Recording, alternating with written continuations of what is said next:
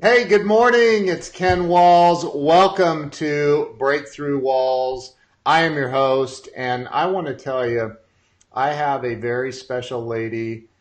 She's a very, very good friend of mine. I've known her for several years now, and I'm telling you, this woman is a freaking rock star in a lot of things, but particularly today in the MLM world.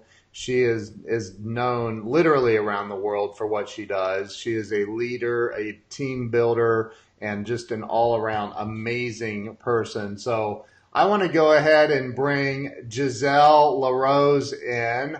Hang on, I'm going to add her to the conversation right now. There you are, Gisèle. I'm looking at your cross. I don't see you now. There you are. I got you now. Okay, all right. So I was just I had to move the thing so I could do the share, It's get all it going. good. It's all Like, good. So, Gisèle, welcome to the show. I'm very, very grateful you agreed to be on. Thanks so much for having me on, Ken. It's awesome. Always great to see you and hang out with you and do a little bit of chit chat. Yeah. Well, Yeah. I this show, Breakthrough Walls, it's about helping people get unstuck that may be stuck in life. Hey, Jim Weaver and Mike Scott, we got some great people on already. So, people get stuck in life and, they have, and I've had some amazing guests on already. And, I think that the more people hear from other people, I mean, look, I think the best way for us to learn is to hear other people's stories, how they went through something and felt like they couldn't get out of it, but then they did something and it changed and they got unstuck. So, I would love to share your story with people. I know you've definitely experienced ups and downs in life, I'm sure. I don't know all the details, but I'm sure you've been through a few things here and there and whatnot. So, but let's start with where you're from, where you were born and raised. Okay, well, it's kind of funny because when we talked about doing this, I thought, what, at my age, nobody ever asks you about your childhood anymore. It's always about just work or whatever. And I thought, geez, what is my story? Yeah. It's kind of weird to think about it because you don't think about a lot of these things for a long time. But I was actually born on the islands of Haida Gwaii. They're up north, very small islands towards Alaska, actually, in British Columbia. They used to be called Queen Charlotte Islands, but they went back to the First Nations name, which is kind of cool. They got to reclaim the islands for themselves. But I was born in Queen Charlotte City, population maybe 600 people. So it was really small. And Wow. but beautiful. Yeah, absolutely gorgeous up there. Raised on the beach. We just would run around, do things. My dad was a real, I wouldn't call it, well, he was kind of a jack of all trades. So he'd been a logger, fisherman, trapper, all that kind of stuff. So we always did a lot of really cool things. He always taught us a lot of different things. So uh, I was very independent at a very young age, put it that way. Wow. Just run around and do everything. So things that you would never let your kids do now, like you'd have a pocket knife, right? Like when you're little, and it was sharp, right? But we knew how to use it. So because he would teach us things, so it was kind of cool. So I mean, is that where you grew up? Was on that island? Well, I was born there, and then my mom. There was four of us, so I was the youngest. I had two older sisters and an older brother, and the life for her was a little bit isolating, and because she had moved up there from down lower on the coast, Vancouver area, and so it can be very isolating up there, especially in the wintertime. There's a lot of rain. The clouds come down and it's just gray. And like I think there was a bowling alley and that was about it. There's no movie theater. There's no, just like nothing to do, right? Wow. And so she kind of got a little bit of cabin fever, would you say? Yeah. And up and, he liked it there. She didn't want to be there. And so she was just like, I'm out of here. So she packed Wow. us at about 2 years old, I guess, and we came down to back to the coast. Wow. Holy Yeah, moly. So that was like they ended the marriage. yeah, pretty much. So my mom was on her own. She had four young kids, Wow. which a big family at that time. So, Yeah. yeah, she ended up meeting my stepfather, and he was 21 at the time. He was from Seattle. Uh-huh. And I really got to give him props for being 21 and taking on somebody with 4 kids, right? I mean, that was a lot, especially when they're not your kids, right? So, Yeah. whole different ball game. So, Yeah. yeah, and it was the 70s at the time, right? Everybody was easy, free, and whatever, right? Yeah. So, it was kind of a little bit hippie-ish when we were younger.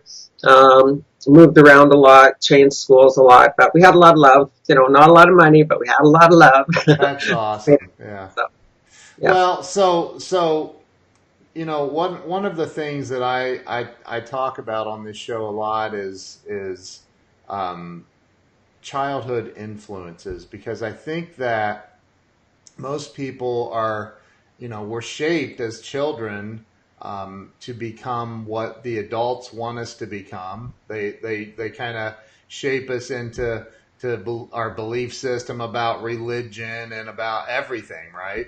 And so, what do you like if you were to think, just reflect back on where you are today and who you've become, and you were to look back and go, yeah, I see that this person or this event or this thing that occurred kind of shaped me into who I became as an adult, and still even today maybe affecting things in your life. Is there anything that comes to mind that just popped right off the moment I said it?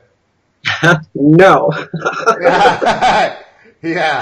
But it's funny though, because I did, I think a lot of just how we moved around a lot. I never really quite fit into that mold of that 9 to 5, being in one job. I always like to do different things. So I'm kind of more like the Richard Branson, say yes and figure it out later when an opportunity comes, right? Because Yep. I find myself in different things. I worked at nightclubs. When I was younger, the money was great. I mean, you couldn't beat that, $35 an hour when you're like 19 years old, right? So Jeez. way back then, right? That's Yeah. cash.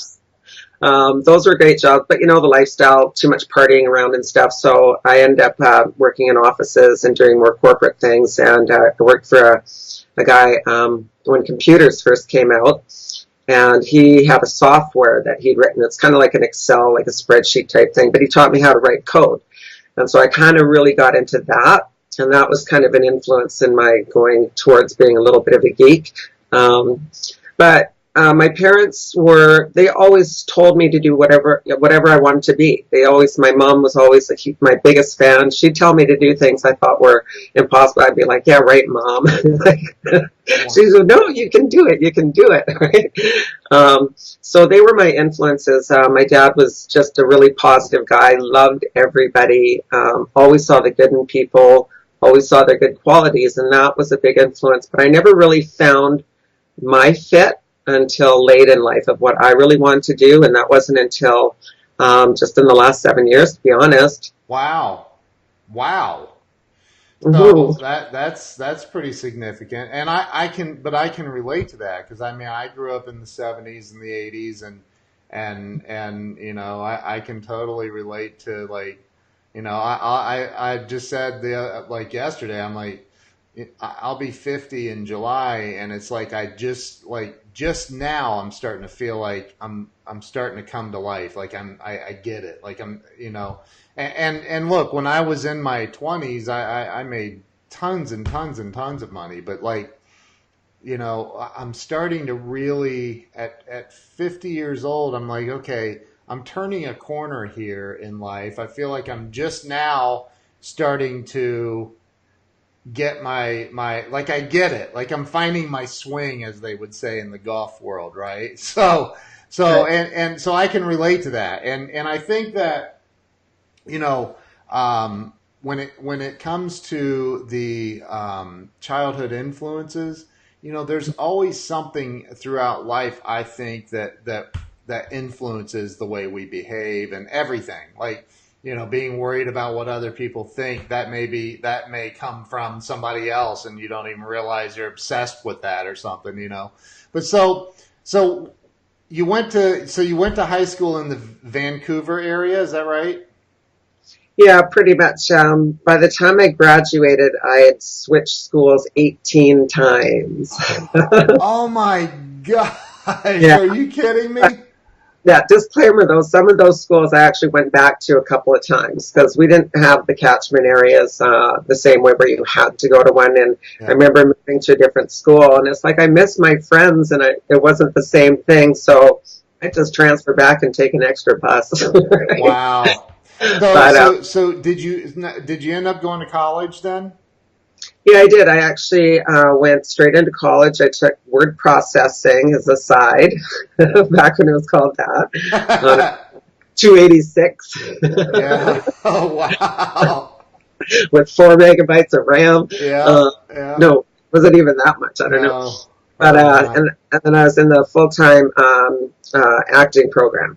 So I did that for a year, and then I decided to. I still, I liked it, but that kind of world, like I always wanted to go into the theater and the acting world. But you know what? In reality, it sounds exciting and it looks really glamorous. But when you get there and you're on set and you got, there's a lot of egos, a lot of different personalities. And I'd end up, honestly, just going and sitting in a corner and reading a book, some sort of personal development book. Like I didn't want to be Wow. in action. So, Wow. yeah. That my wife was in theater in college as well. So with the so what? Tell me a little bit about what happened in college. Like, what did you graduate? Did you like get a degree and no? I bail on things. If it's not working for me, I'm not one of those kind of people that says, "Oh, I got to stick it through to the end," and then at the end go, "Oh, that's not for me." If something's not for me, I just cut my losses and do something else. So I actually ended up going out. I had a friend who was a chef, and he was a chef at a exclusive fishing resort up north, and he said, "Hey, they're looking for a server. Do you want to do it?" And I'm like, "Yeah." So Wow. I ended up there, ended up being the lounge manager, and it was really cool. I learned a lot about people because it was all like corporate people that would come up. It'd be like the president of Coca-Cola would bring his crew, or the Gallos from the Gallo Winery, Yeah. different people like that, and I really found out a lot about what people show to the world and what they really are. And I found the most down to earth people were the ones that had the real money, right? Lots of times. Yep. Forrest Mars, he came up one time, and he came up just on this little boat, and we thought it was kind of weird because there was a skipper, and we thought, where's their skipper on this small boat, right? And these two old and it was a private resort, so we didn't normally let public in, but it was kind of slow, and they were really cool, so we brought them up, and I got them in the bar, and I'm chit-chatting away, and one of the guys, he's introducing me, he goes, "This is Forrest Martz," and I'm like, "Oh, hi, nice to meet you." I didn't know who he was. He goes, Who is that? I don't know who it is. he's the guy from Mars Bars. Oh, geez. That Yeah, guy. yeah, that guy. Wow. They had their dirty jeans on and whatever, and they were so nice and so sweet, and then they left, and then I think I was reading Forbes, and he was like tied with the Queen of England at Oh my. 14 million at the time, but the most down to earth people, right? Then you'd have other people coming up playing the role of the jewelry all on. Turns out they had nothing, right? It Right. was hype. So I learned a lot. I don't care what somebody's shoes look like. I don't judge you by your shoes. Right. Right. Right. Exactly. I know some people with unbelievably cool, nice shoes that I wouldn't spend 5 minutes with. So, Yeah. and I that's what I love about you is you're just real and I can tell. I don't think we've ever met face to face, have we? No, I think we were going to last time I was down in Vegas. And Oh, that's right. then you moved to Ohio, right? Yep, yep, that's right. Moved back to Ohio. Yeah. We just missed each other. That's right. Yeah, so but I love your perspective. I think you may have met my wife. Did you meet my wife down at an event in Orlando maybe? I don't know, maybe not. Yeah, I think she might have. Yeah, because she was in the same company I was a couple years Yeah, ago. Right? yeah, yeah. Yeah, yeah, that Well, one's possible. Yeah, yeah, she's a darling. yeah. She's awesome. She's smart like you are. So, Oh, like, so you didn't graduate from college. Didn't you tell me you went to law school? I did, but that again was later in life, Was right? it later? Yeah, it's funny. After my divorce, I was married for 10 years, and after my divorce, and I was a single mom, right? And I was kind of thinking, there's got to be something. And I've always loved law, loved the justice system per se. So I actually did full time 2 years. I think I was 38. So I was in class and everybody was like straight out of high school. So I'm chilling with all the 18, 19-year olds, right? Wow. But it was cool, and I really loved it, and I learned a lot. And that goes kind of back to what you say about the childhood thing. You know, I was studying psychology at the same time too, but usually there's something when people are 8 years old. It's kind of one of those moments in life that defines you. And I really got interested in the area of early childhood type of thing. So I remember I was studying in Ann Richards. She used to be the governor of Texas. Why would a Canadian know this? I don't know. But she was the governor before George Bush, and she put in a lot of early childhood education programs, and it just took the crime rate for the youth like down by like 80%. And I always look at it and I think, it's such a shame because there's so many people that are good people and they do have these things that are trauma or affect them for the rest of their lives, right? Right. Just be as simple as somebody saying, you got a big nose or something, right? It could be, so you always got to be so careful, and especially with kids, on how you talk to them, what you do, and there's got to be a lot more mentorship, and I really think they should be teaching those kind of things in school these days. I mean, there's so many things they could be doing, right, to help kids from an early age that may not have the best circumstances or the best mentorship, right? Right, right. So yeah, I did study it for 2 years, and at the end of that, again, I remember waking up one day, I started having really, really bad, vivid night terrors because everything I was reading, the material was so heavy and gruesome. I mean, it's not just stuff on TV; these are real life things, mass murders, just In horror. in law school, you're reading this? Oh yeah, oh yeah. Wow. You got to do case studies, right? You What? got to do all the case studies, and the biggest part of it that I learned is that a lot of times you don't know which side that you'll be fighting because there's a lot of stuff that's just as bad in the justice system as Right. there is in the criminal system. Yeah. And I thought, I don't know which side of the fence I'm going to be on, to be honest with you, because there's a lot of corruption going on Yeah. in the justice system. And there's some, there's that old boy thing. And I mean, I'm not taking anything away from, people that do great things with the law, but there also is a lot of stuff. And I just thought, you know what? My personality is the type that I wake up happy every day. I got to find something just a little happier. I'm not into these night terrors. I'm not into going to war every day. Right. And it's too adversarial for me. I'm not that kind of person. So, but I learned a lot, and everything we do leads us to where we are today. So, I totally agree with that. Totally agree with that. So, let's talk about your and I don't know, this may have been pre law school, or I don't know, but you became a model for a while, right? well, that was definitely pre-law school because I was 38 by then. Oh wow! Not that, I mean, you could still be a model, but like you were like, let's talk about the dive into the modeling career. By the way, Jamie Aguirre is on here, and she said yes, she was with us. My wife, so my wife was there. I think she did meet you. Yeah, So yeah, fun times. yeah, Yeah, that's just something I did. It's early 20s, I guess, and just there. And I thought, oh, I'd like to try and do that. Whenever we did a lot of different circuits, I got a lot of girls that are actually friends of mine on Facebook that we kind of reunion from back then, right? So it's kind of cool. yeah, And we'd go around and do modeling shows and different auctions and different things. We'd work like the Molson Indy, model with the cars and tour around and do all sorts of fun stuff. And that was fun and great. ended up winning a couple of national pageants, and yeah, and then I met my husband and decided it's time to have a baby and have a family. So at 27, that's what I did, and then life changed, right? Yeah, yeah, kids definitely change it all. So, so you were, and I know you were, is it, I don't know the official title, Miss Hawaiian Tropic Model, or what's what's the official title? This Miss Hawaiin Tropic. That's Oh, it. okay.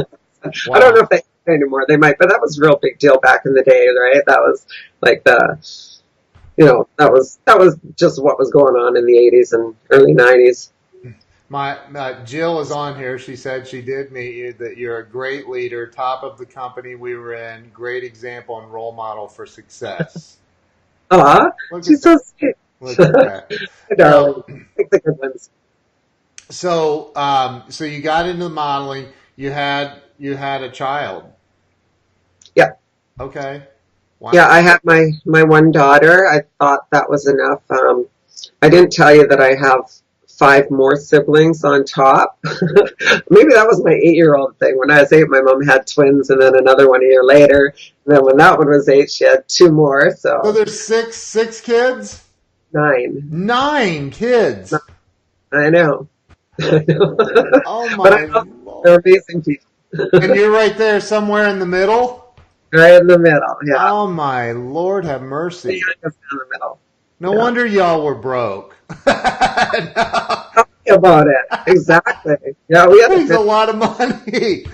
Holy moly. So, wow, I didn't know that. So you have 8 siblings, you said. Yeah. So oh my gosh. Wow. So, Yeah. I couldn't even imagine. Like I had 3 siblings and that was way too many.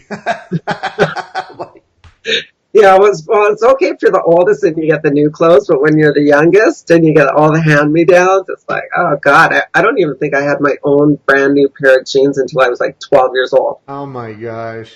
It's like, what up with that? You're like getting bell bottoms after they were out of style. Like what? What the hell? Bell Yeah, bottoms aren't in anymore, Mom. So, yeah, so so you went through. You did the. My brother's on here. He's like, hey, wait a minute. So you did the modeling thing. You got married. You had a daughter. You said. yeah. I had Okay. my daughter. Yeah. That's awesome. And then you ended up in law school at some point, but you said something interesting. You said that your you found your swing. I don't know if that's what you said, but you found what you really wanted to do with your life about 7 years ago. Mhm. Um, was that another marriage? No, I was married once. I'm not a serial bride. Um, Serial bride. Well, hey, you know what? I'd rather be alone than with the wrong person, to be honest. I'm Yeah. not the type of person that has to be with somebody just so I'm not alone.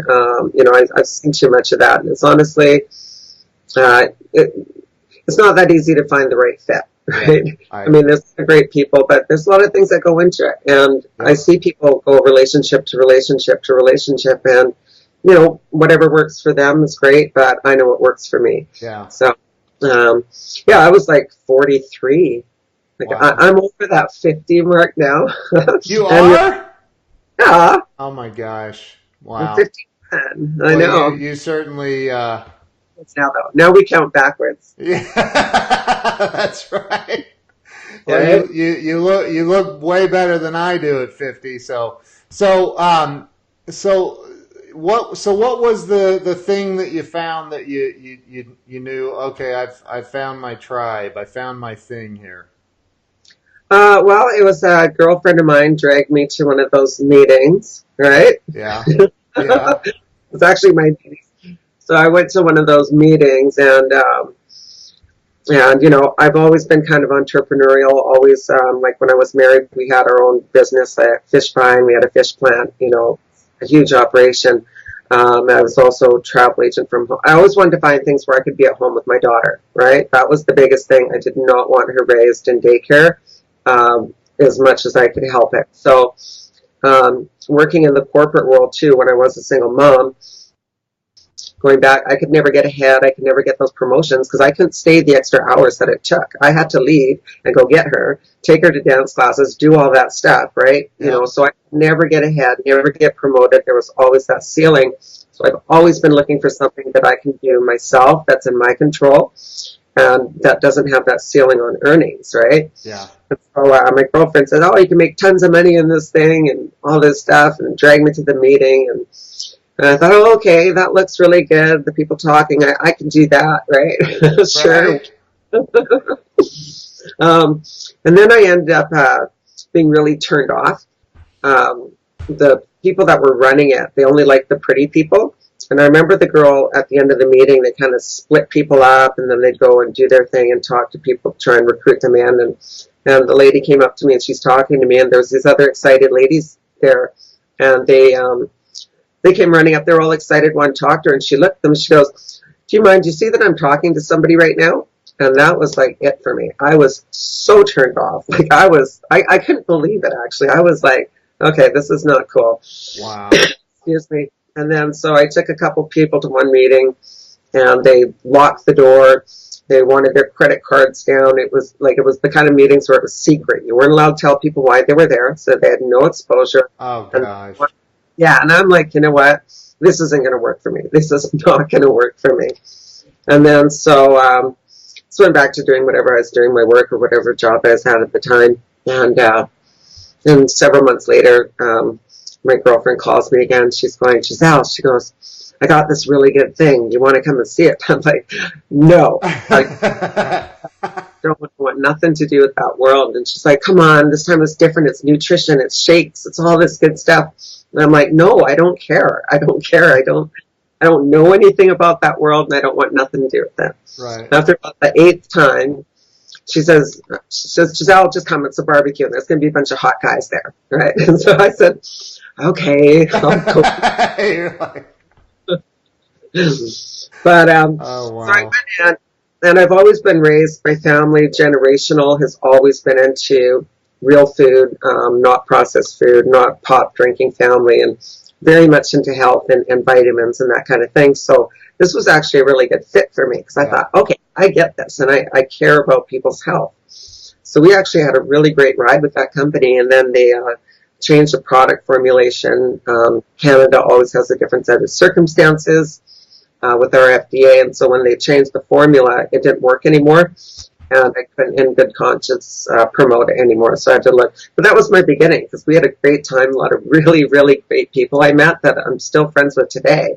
Wow. But that started my journey on knowing that I had the capability to have my work and my future in my hands, not somebody else's. What I get is what I do, right? So, yeah. So it was one of those pyramid schemes. I love that because I don't even know how many MLMs I've joined over the years, but a bunch, and I've done some successfully, some not. But I always find it funny when people say, "Is that one of those pyramid schemes?" I'm like, dude, you work at a job. Like, that's the biggest pyramid scheme in the world, that you like stay there forever and then die. So, like, what do you, and I know for those that are watching right now that don't know who you are, I know that you are, like, you've been extremely successful in MLM. And I think that people need to understand that there are really good people like you in the MLM world. Jamie Aguirre, she does MLM. She's a wonderful, wonderful person. There's a lot of great people that do it, and there's a lot of great people that make a lot of great money. Like, like I know you're hitched up with Cedric Harris and Brett Coffey and some great people that I know that are doing great things in that industry, and they've kind of broken the mold from all the hey, this is a secret meeting, lock the doors. they kind of, that stuff. The trash has a tendency of taking itself out, right? So what is it that you would say in up to this point in your life, excluding the MLM stuff, we'll talk about that in a minute, but up to this point in your life, what would you say the greatest lesson is that you've learned so far? The greatest lesson I've learned, I would have to say, is always just try new things.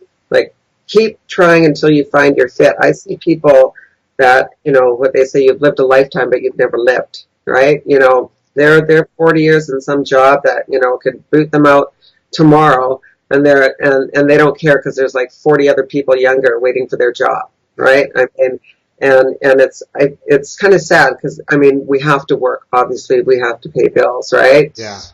I mean, I just think people, if you got a passion, just do it and go for it and learn as much as you can and learn to fail.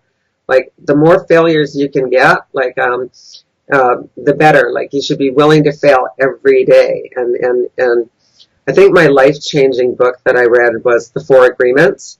Miguel Ruiz. Love that book. That one literally changed my life, because after I read that third agreement, don't take things personally, was when the weight went off my shoulders, the weight of the world of, like, it's like, it doesn't matter what people think about me. And too many people get crushed by that, right? It's like, oh, so-and-so's, going to say something, but you know what? It's not personal, because it really has nothing to do with you, what other people think. So yeah. I think personal development is just a huge part of my life. Like, I can't even learn enough. I mean, it's like, it's the vitamins for my brain that I never want to stop, right? And I couldn't agree with you more. Yeah, I agree with you so much. Well, cool. But yeah, so what was the question again? What's your greatest life lesson? Oh yeah, just to go for it. If you have something you want to do, just do it, right? And don't care what anybody thinks, and be willing to fail, because it takes all those failures to get good at things, Same old Michael Jordan story. I mean, how many failed shots did he take? Yep. The invention of the light bulb, 10,000 failures, but eventually you're going to get it. So, and that's what I practice today. And so I just keep going, and I make mistakes all the time, and I'm good with it. Don't we all? And the ones that don't make mistakes, or at least try to convince the world that they don't make mistakes, those are the ones that they're dangerous. Stay away from them. They're lying to you. They'll lie about other shit too. Pardon my language, but they will. So, I think that, I mean, and I've said it, I don't hide it. At 12th grade, they told me I didn't get a biology credit, so I said, well, that's stupid. What am I going to need that for in real life? Like, I don't need to know how to dissect a butterfly to make money. Like, what the heck? So they offered me come back another year and spend half a day every day here for a year and graduate, and I go, well, they didn't. That was the only option. And then I realized suddenly, like, wait a minute, I have another option. I'm out of here. And so I left, and I never got a GED. I never went to college.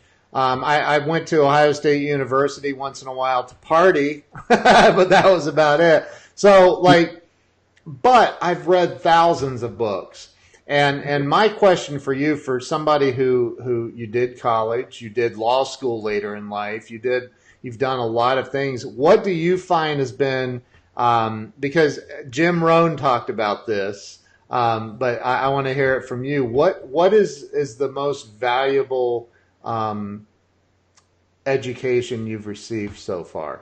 Is it self-education or college? Oh, 100% self-education. And that's why, like you said, in school, needing that biology, like, they really need to revamp that school system. I mean, people should be learning about finances. They should be learning about life skills. I mean, foods and nutrition was probably my biggest thing in school that I still use today, right? I love cooking. I love food, and learning how to do it at an early age is so vital. Yeah. I mean, if we're not healthy, we have nothing. I don't care how smart you are. I don't care how pretty you are. I don't care how talented you are. If you're not healthy, you got nothing, right? So Amen. They got to really, I don't know. If it was up to me, I mean, there'd be a lot of things that were, you can have those as options, but it shouldn't be mandatory. Right. I totally agree. And Sharon Lecter was on the other day. I don't know if you saw her or not, but she wrote, co-authored Rich Dad Poor Dad with Robert Kiyosaki, and she's a friend of mine. And she recommended Outwitting the Devil, which she brought out of the archives from the Napoleon Hill Foundation, and she co-authored that book, and like she recommended it to me on our during our interview, and I'm like, okay, I mean, hey, if somebody that sold 30 million books, I'll take her recommendation. So I got it, and I'm almost finished with it for the first time. I'm listening to the audio, and oh my God, and it talks exactly about what you're saying about our education system. And this is from 1932 or 5 or something, like how the education system's not teaching our children the right stuff. And I totally agree with that. Sorry, I kind of went off on that tangent a little bit, but it's true. I don't think that our children are learning what they should be learning that's going to actually apply to becoming successful in real life. Because biology and algebra, I mean, I suppose that there are times, maybe, if you're trying to figure a golf shot out, that algebra might come in play, but maybe, I don't know, but I don't remember ever using algebra as an adult personally. No. That's I always joke that I can't wait to have grandbabies, because their bedtime stories are going to be just a little bit different than what we got. They're going to have the audibles playing on their thing, Think and Grow Rich, and right. All good old classics. Yeah, just like the 4 agreements playing on auto repeat. Like Spinners went around. 4 agreements on the spinners. And he talks about that in that book, The Programming of the Human, and like, you know, it's so true how programmed people become, and then they live by this. They, you know, like there are people, most people, not just a handful, most people are walking through this earth still trying to figure out how to make sure mom and dad are happy with their actions at 50, 60, 70 years old. Well, I can't do this because my mom would, she'd roll over in her grave. Who cares? No, she is not rolling over in her grave. That's not possible. Like, seriously, like that is not possible. So, like, forget that and live your damn life. So, like, you know, I will say, you know, hopefully with this show, I'm attracting some people that are looking for answers to their problems in life.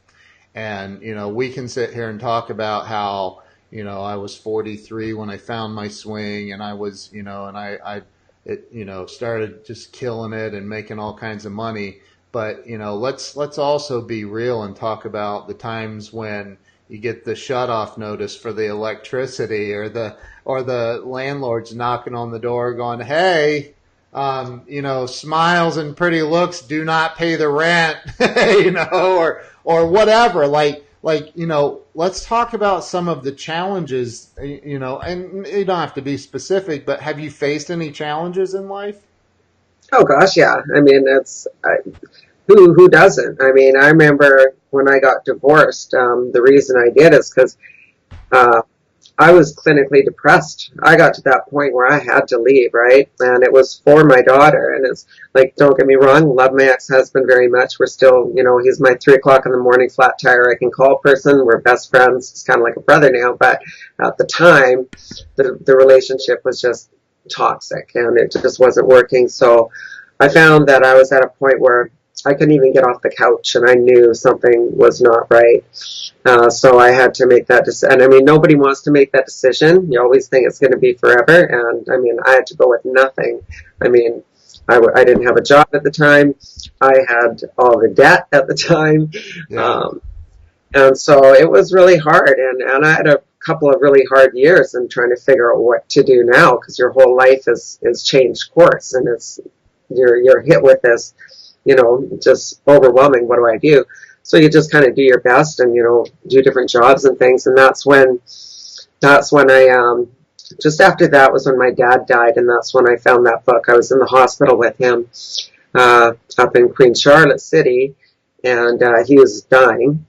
And I remember all the people. He had so many friends. So many people loved him. It's really cool. There's literally streams coming in and out, like all day long, of people to come and say goodbye to him. And they were dropping off books and different things because it was like a couple weeks that we were in there with him. And that's when that 4 agreements landed in my lap. And I remember reading the back of it, turning it over and thinking, okay, this one's resonating with me. And I read it, and that's when it changed my life. And it's funny because actually the room that he passed away in is the room that I was born in. So. Oh my gosh, are you kidding me? Yeah. So that was kind of cool in a way. He went out where I came in. Wow. Yeah, that was a life-changing event, and I'd never lost anybody close to me before. Like, I'd never dealt with family death or anything. So I was like a zombie, like a walking zombie for probably a year. Wow. Probably a year. At the checkout counter, somebody said, "How's your day?" I just started bawling. I turned into an absolute mess. Like, I couldn't do anything, right? And then on the year anniversary from when he died, I ended up getting a tattoo that day, and it was weird. It just like for him, and it's like I quit crying that day. It was weird how that little thing healed me, and I never meant it to happen on that date. It just was weird how it worked out. But it was the exact time he died, on the same day he died, that it happened to be my appointment. So wow, yeah. But you got to overcome things, and that's why as you learn in life, it's really important who you surround yourself with. The biggest thing, that's what I love about the network marketing industry, is that people are all there to try and improve their lives, to do personal development. Like, that's what it is, personal development with a product attached. So that's why I kind of feel like I really fit in, because everybody's positive, right? Yeah. Well, I keep my circle positive. If there's some negative stuff, take your credit card, go sign it with somebody else. Go lock yourself in a room with your credit card. Yeah, but I mean, you're just always learning these great things. And I remember sitting in a meeting when I was all new at it, and I'm learning all this stuff, and I thought, why didn't I learn this in my 20s? Right. I was like, why didn't somebody show me this back then? So anybody, if you're young, at least do it just for the personal development. Doesn't necessarily have to be a career, but you get lots of good tax write-offs and stuff for it too. That's right. That's true. That's so true. So, I'm going to say this, like, I think it's been about, it may have been every guest I've had on the show so far has literally said the same exact thing. Like, you've got to surround yourself with good people. And I'm a huge proponent of that. Like, and Grant Cardone talks about it, right? He talks about, like, if you have negative people in your life, they're just going to suck the life out of you. You got to cut them out. Like, you confront them.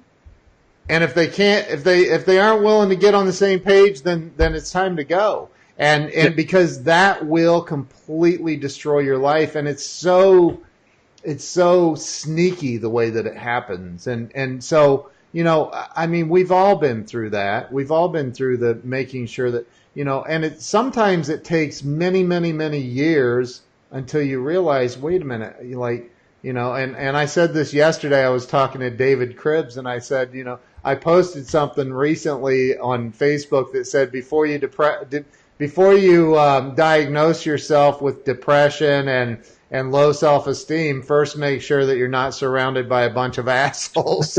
Yeah. Right. So, and that's so true. So, and that, I love the fact that because I think that I've seen you a lot on live streams and other things, and you never talk about the company that you work with. You never bring up the company name. And I love that, because you're just attracting people to your team because of you, not the company. Well, and that's the thing. And I think this whole model, okay, I look at it like it's 2018 now too. And I think a lot of the model of the industry has kind of been broken, just the way with the internet's changed and all sorts of different things. And I honestly you want it to be about the real thing. I don't like the spam things. I don't like spamming people links. I don't like trying to rope people into things. I believe that if somebody wants something, they're going to ask for it. And I'd rather them ask me and come to me. I'm not the type that's going to be like hounding people, buy my stuff in your inbox, and the garlic and the cross comes up when they see it. You know, you got to go through the mall and they're like ducking behind the clothes rack, right? Oh, here she comes, right? I've seen those kind of people, and it's just like, that's just not me. No. You know, I like to educate people on things. I think that, you know, people should be branding themselves, not their company, because there's a lot of really great things out there and a lot of different companies that are great and great leaders. I think people should align themselves with somebody. I think people should sponsor shop more too. Like, a lot of people sign up against these things, but don't look at who they're actually going in with. You have to make sure that even if the person who sponsors you, if they disappear, you've got access to somebody else who will help you. Yep. Right? Yep. Because the orphan thing, like, I've got people from other teams that their people disappear. They're not even on my team, and I help them, right? Because that orphan thing drives me nuts, right? Yeah. So, okay, come on, you can, you know, peek in on our stuff. That's fine.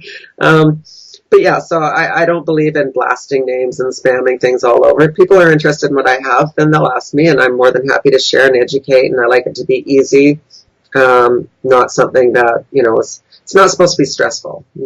You know, I think that, and I heard this quote. I don't know where I heard it, but you know, the person who's indifferent is probably the most dangerous person of all. And it's like and I don't mean in a bad way, but in a good way, because once you become indifferent, like look, I know who I am. I value who I am. I know what I do is, and the product and company I represent is going to bring value. So if you like it, cool, and if not, whatever. like you know, that's how you are. You're just kind of like, you know, hey, I'd love to have you as part of the team, but if it's not for you, it's not for you. I'm not gonna try to lock the door and take your credit card, right? We're doing it a different way too now. Like this, a lot of the models are really based on recruitment. They're recruitment heavy, and most people actually shouldn't be in the business. They just want to be customers, but they get recruited in because then they get a special price, right? Right. And then, you know, they just want to get the deal. And so what we've done with our model is turned it into kind of a hybrid. So, because I have people that want to buy stuff and say, Gisèle, I want to buy your stuff, but I don't want to be locked into contract. I don't want to be in the business. I just want to take the stuff and right. alone. So we're kind of letting customers be customers in a way. It's just more online retail, right? So people just go shop, buy what they want when they want it. No strings attached, nothing special to do. Same as if you shop on Amazon or, well, you know, it's 2018, right? Yep. So Yep. Let's make it easy. And then the people that want to do the business, then, hey, we got amazing stuff. Yeah. We got a good crew. Samuel Sneed says she is a lighthouse, not a tugboat. Oh. Love that. I love that. So for somebody that's stuck, that hey, Jim Estes is in here. Hey, Jim, how are you? So for someone who's stuck right now, maybe they're down to their last few dollars. Maybe they have bad credit. Maybe they don't know what to do. They know that there's greatness inside of them, and I think that all of us have that. But for someone who's just stuck, and they can't figure it out, what would you, if you were sitting with them one-on-one without giving them any money, what would you say to them? What would be the number one piece of advice that you would give somebody? I would say, remember this moment right now.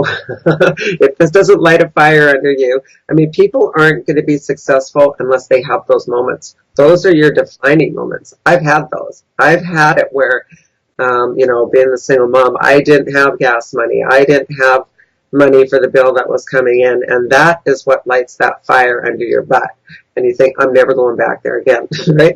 So I would say, remember that moment and do something about it. Take action. I mean, there's all sorts of ways you can make things happen, especially in the network marketing industry. That is the one place where you can have a turnkey business for almost nothing, but you have to be coachable. You have to, like, when I started, I didn't know what I was doing. I didn't know what MLM meant. I'd be at meetings and they'd be saying that. And I finally, after about the 6 months, I said to somebody, why do they keep saying that? What does that mean? They said, Gisèle, MLM. And I'm like, oh, multi-level marketing. And I'm like, oh, is that what I'm doing? And I was already at the top of the I had no clue. But I just tell me what to do and get out of my way, right? Yeah, right. Right. Just go, go talk to people. That's the thing is people are so afraid to, and I've had, I don't know, thousands of salespeople work for me over the years, and maybe not thousands, I don't know, a lot. And I've worked, had huge downlines and affiliate companies or MLMs, and the most common reason for failure is the fear of talking to other people, the fear of rejection. And I think that, how do you get past that? Because it's a common fear. We all have it. How do you get through that? Well, again, it's the personal development. My whole team actually right now, our book this month is Go for No by Richard Fenton. And there's actually a really good one on Audibles, and it's got Ray Higdon in it as well. And I tell you, like, even at this stage in my career, it is probably one of the best things, and it's good for anything, not just network marketing, any sort of business, because that no, I mean, somebody will get 3 no's, and then they'll go, everybody said no to me. It's like, no, everybody didn't say no to you. Only 3 people said no to you. I mean, right. A lot more people. So what I've trained, we did a training last night on Facebook, how to get your friends list, print it out, download it, do all that stuff. And my task to everybody is go through that list and see how many no's you can get off that list. I want to see that whole list filled with no's and get desensitized, because the more no's you get, the closer you get to a yes. And I mean, I get no's. Everybody gets no's. And once you get the thick skin that desensitized to it and know that it's normal, it's not you, right. It's everybody. And that, I think, is the biggest thing, of people looking so inside themselves all the time, thinking it's me, the whole world is focused on me, but they're not. People are, if I say no to somebody, I'm not sitting there thinking about all the time I said no to that person, right? Like, I'm watching the next thing, right? It's like, oh, yeah, they asked me something, I said, no big deal, right? Like, right. Nobody cares. Right. Like, way too much importance on it.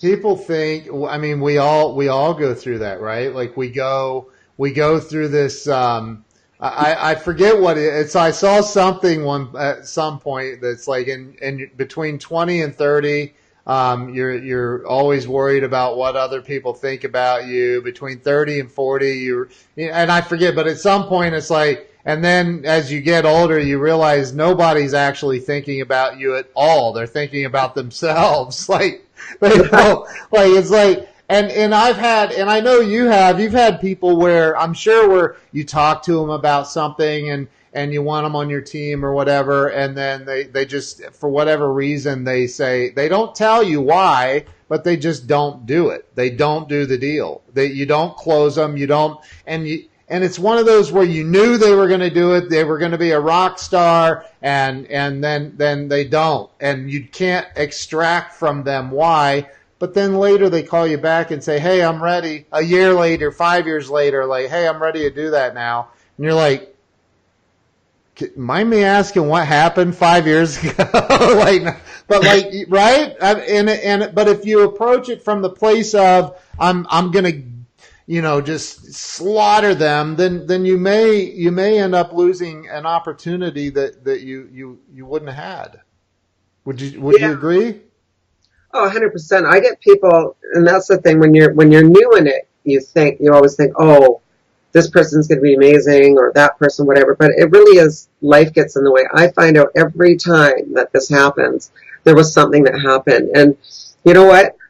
People, if they come in when they're not ready anyways, if they got stuff going on, they could be going through a divorce. They could be, somebody's sick in the family, or, maybe something else is going on. I always know that when people come in, they do it when they're ready, right? Yeah. I mean, or they come in and they're not ready and then they don't do anything anyway. So I've had people that signed up with me last year, like a year ago, and were dormant. And then all of a sudden, like 2 months ago, they're like, hey, I'm ready to rock this. Yeah. And they're doing great. But I mean, it's just life. And to me, it's not something I really give too much thought to anymore. I just work with the people that are working. And the ones that put it on pause, it's like as soon as you want to push play, that's the beautiful thing. You just hit that play button and we're back in action. So I'm just there for people when they need me, right? Yep. Yep. Yeah. And I know that you have a huge downline, and well, I think with what you're doing now, it's probably not as big because, like you said, you're focused more on customer than anything. But what is the and I'm not gonna we're just about at the end of this, but I wanna find out from you, what do you think the number one mistake is that people are making that are either thinking about getting into MLM or are already in a network marketing company? What's the biggest mistake that you think people are making in those industries, in any company? I don't care what the product or service is. What's the biggest mistake you see people make? I don't know if this is gonna sound right or if people will agree with me, but my personal opinion is staying somewhere where it's not working.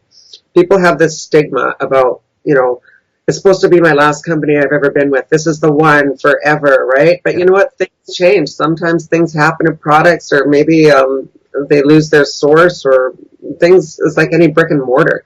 Like the first year, 85% are gone, right? I mean, things change, and people get too stuck on that. And if you're in a situation like I've been in, I've had to make that decision to change and leave teams behind because something isn't resonating with me, or I'm not getting the help. Like I was in one time where just by the structure of the comp plan and the binary, there were people just orphaned. There was no compression. So it didn't matter. They could not get help because nobody was making money because they were like 8-9 levels down, completely out of it on some power leg and got zero help. If you're not happy, is what I say, if you're not happy, change. Don't sit there and beat a dead horse. I've seen people stay with companies like 5 years after the whole thing's down, nobody wants it, and they're still, it's going to happen, it's going to happen. It's not happening, dude. Right? Right. Blockbuster videos coming back to life. Yeah, if you're not happy with the people that you're jiving with and you see other ones, like, don't be scared to change. Don't be scared to find your fit with the right people that are going to bring you to the next level, because that's the only way you're going to get to the next level. Wow. That's incredible. I 1000% agree with you. Like I just said, can you imagine the people that hung on at Blockbuster Video? Like, no, I know they want VHS tapes and they're going to come and browse our shelves. The hell with Netflix. But, so I love that advice. That's very, very strong and powerful. So what's next for you? I mean, and first let me say this. Most people don't know that you've battled a cold or the flu or something here for the last week. And thank you so much for jumping on. You do not look like you feel bad in any way, just for the record. But thank you for coming on. I really appreciate it. What's next for Gisèle? Well, I'm in a place where I'm probably happier than I've ever been with the situation, the company I'm at, the format of it, and the team that we've got. It's been a year with this one, and normally you're all excited in the beginning, and then it's like dating a new person. After 6 months, the real stuff comes out, and you start to see the chinks and the whatever, right? Right. The chinks in the chain. So with this one now, that's been a year, it's actually turning out to be more than we expected. And so I'm just looking at continuing building a global team and helping as many people as I can, and being in a real happy place with it. That's awesome. That's awesome. So how do people follow you and get in touch with you? If there's anybody that, and I'll say this, I know Gisèle very well. We've known each other for years. If I were going to get into MLM, which I won't right now. I got like I please do not anybody on this feed hit me up and ask me to join because I can't. I feel bad saying no to people, but I will say no. And you know, I've had people like get nasty about it. I'm like, dude, like first off, let me give you a little lesson in selling. Like you're an idiot. Second, you're blocked now. Good job. And you know, like so. I just don't have the bandwidth right now. I've got too many balls in the air. But it does not mean that I don't believe in it because I'm not ashamed to say I'm with Send Out Cards. I've been with Send Out Cards since 10 years, I think. I have some other things that I do, but if somebody wanted to like go, I want to talk to this lady because she obviously is a baller. And has it together and knows how to lead people and help them develop. How would they get in touch with you? How do they follow you and get inspired by you? Well, basically, Facebook's my arena. I don't have any outside blogs, outside anything. I'm kind of mobile challenged, so I'm not big on the Instagram apps and stuff. I can do a little bit, but I need the full keyboard, right? So basically, this is where you find me. It's better if you send a message so that I know, because I get a lot of people that add me, and I try and keep my list not capped. I prefer not to have it always capped. So just send me a message rather than just a friend request, because if it's just a request, I don't really know what it's about. But if it's a message, I'll answer. Right. And no, Facebook is not a dating site, so none of that. Facebook. Yeah. Oh my God. Oh gosh. Well, no, I mean, it's great to build rapport. People would meet on that, but it's not like you get some stuff. It's like, come on. I can't imagine what it's like being a woman. So, guys too. Oh, the guys get it too. Oh, I don't see. I don't see it. Maybe it's the energy I put out. They're like, no, he's a jerk. We're not. Just like yeah, right. His wife looks like she'll kill me. So listen, I think that there's a tremendous amount of value you've brought to this, and I really mean that. Like, I don't know if you can see all of the comments, but there are people that are loving everything that you've said. So thank you from the bottom of my heart. I really appreciate you coming on. I know it's early out there on the west coast of Canada, but like you've done so many awesome things in your life. You're such a beautiful and loving and kind person, and I really appreciate you coming on and getting up early and getting ready for the show. So thank you so much. And is there anything else that you would like to say to my audience before we go? Yes, actually I would, and I was going to bring this up in the beginning because Ken, you are so amazing. I want to thank you because you've been nothing but generous with everybody. That's why you have such a large following, because you are so generous of spirit to other people, and like attracts like, and that's what I really love about you. I just want to let people know, if you don't know what this show is about, you really should go and take a look at some of the guests that Ken's had on here, because there's a lot of value. Like, give me a couple right now so people on here can see. Who's some of your highlights that you've had on the show? Gisèle LaRose. Oh, haha. I've had her on. Like, she's a rock star. Sharon Lecter, she's legendary. She, that lady sat on the presidential advisory committee for financial literacy for 2 presidents here in the U.S. And, all of the other stuff she's done. She's amazing. I've had Lisa Copeland, who is the female version of Grant Cardone to the auto industry. She hates it when I say that, by the way, but I love that woman. She's one of my best friends. She's a client of mine. I've had, so many. I've had Emily Frisilla, Andy Frisilla's wife. She's amazing. I've just had a lot of amazing people, and I'm so grateful for that. I really am. David Cribbs yesterday. I just so many. I've got some people coming up that are freaking unbelievable as well. Like the guy on Friday, I think people are going to be absolutely blown away by this gentleman. Like it's unbelievable. So, just a lot of great people, and I'm trying to use this platform to bring people like you to, because not everybody's going to join an MLM or a network marketing company, right? Hank Norman, my wife just said Hank Norman, holy mackerel. Jeffrey Gittimer's been on, Jennifer Gluckow.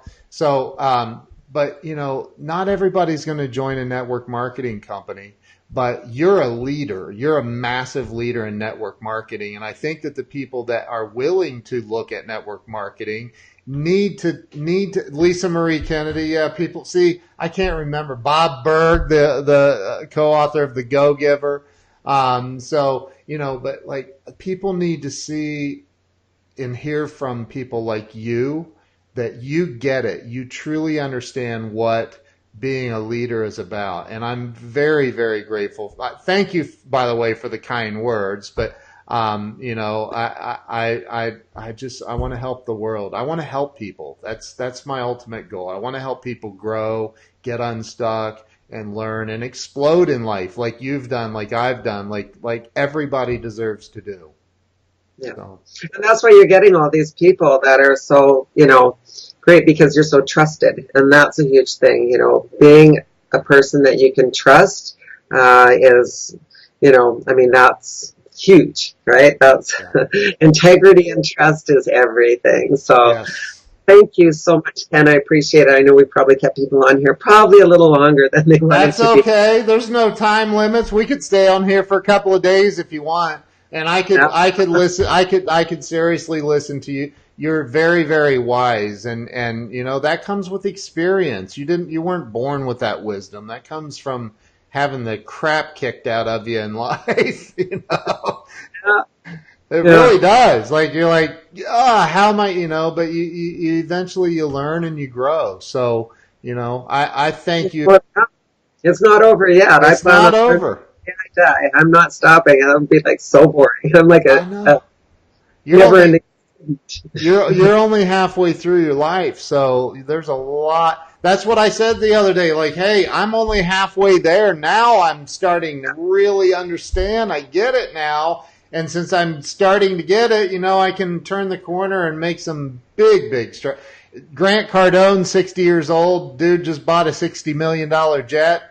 And like, he says like, he's like, you know what? I hope I make it someday.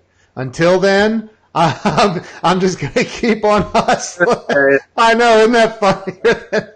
But it's true. That's the way it is. That's the mindset it takes to really explode and continue growing. So listen, thank you so much. Appreciate you being on here. You are a rock star, and I think within the next 12 months I'm going to have you back on so we can get an update and see how much better you're doing compared to right now, because I know you'll be crushing it even more. Yeah, well, we'll see. I never say anything. I just, we've all been in, that's another experience too. I never overestimate. Right. But I just keep going for it. Yeah. That's right. But yeah, it's going to be amazing. I know it is. I know it is. Thank you. Thank you to everyone who's been on here. For everyone who shared this, thank you from the bottom of my heart. And I know Gisèle appreciates it as well. Yeah. Right? So I can't see everybody, but I'm going to go back and look. So I know. There's a lot of great comments on this. We got one angry face. Why is somebody always got to be a hater? There's secret haters I have out there. I love them. Or that's like me, the mobile challenge ones that I hit the wrong button because I can't see it. Well, a mistake. If there's a hater on here, I love you too. You're amazing. Thank you. You're just fuel. So keep hating. I love that. So listen, thank you guys. Appreciate all of you. Love you all. Thank you for sharing all the hearts. Like I've never, like there's like 1,243 thumbs up, 907 hearts. Like I don't think I've had so many on a show. So thank you so much for being on. You guys rock. We will see you all tomorrow with another very special guest. Gisèle, thank you so much. Okay, love you, Ken. Love you Thanks too. So much. All right, we'll see you guys. All right, bye-bye.